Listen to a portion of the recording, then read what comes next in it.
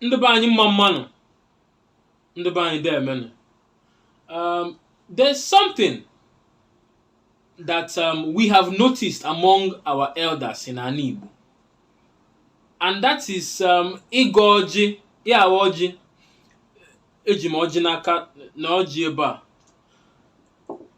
Enye okenye ọjị na Anyị Ìgbò, kama okenye ya bụ okpeche ekpere ma ọ gọcha ọjị, okwubie ekpere ahụ ma ọjị ahụ n'afa Chukwunna ma ọ n'afa ndị ichie ma ọ n'afa ndị ene na ndị ana, ma ọ n'afa eziokwu na ọdịnala. Okwuo asụsụ na in Jesus name.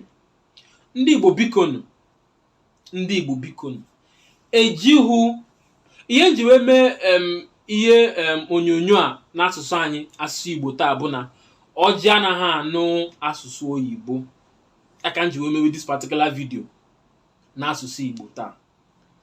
Ọjị anaghị anụ oyibo.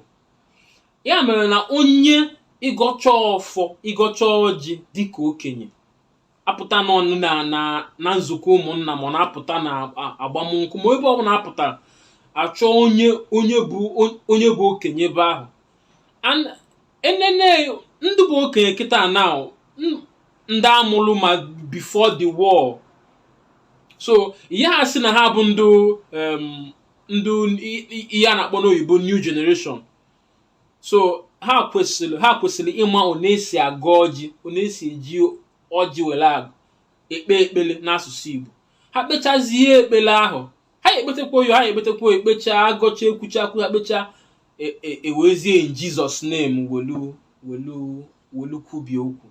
Bikonu, anyị yọ ka anyị na-ayọ unu. Anyị nwaka bụ ụmụ unu, anyị nwaka bụ ndị ọgbara ọfụ. Onye anyị si wee mụta n'aka ndị mmanụ bụ na onye gọcha ọfọ, ịgọcha ọfọ, ịgọ n'aha Chukwunna bi n'igwe, anyị ekwuo ise. Ọ bụ na ịma ngọngwụ n'aha Chukwunna bi n'igwe, ịgọ n'aha ndị ichie na ndị ana, ekwuo ise. Enwelu ma kpọọ different ways eji agọ ọfọ. Ịgọ ọfọ in Jesus name abụrụ na one esi agọ ọfọ ndị Igbo. Ka anyị kwụsịa. Ihe nji wenite okwu a bụ na ọ na-adịzi ka apụta na mmemme, onye okenye kpechie ekpere ma ọ gọchaa ọfọ, okwu in Jesus name. Ụfọdụ ndị na-ekwu amen, ụfọdụ ndị a na-ekwu ise, ụfọdụ ndị a na-amụ amụ. Ndị na-amụ amụ abụrụ ndị nwa na-ekwesịghị iji in Jesus name were aga ọfọ.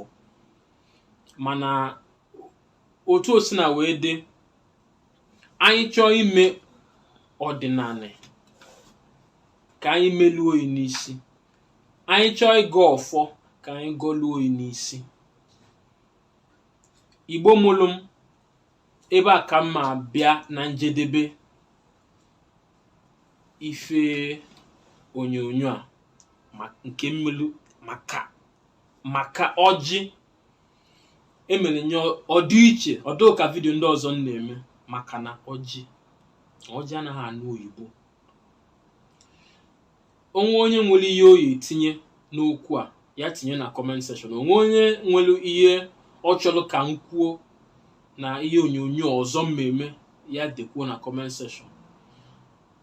Afa m bụ Chukwuka Ndụ na-eso okwu.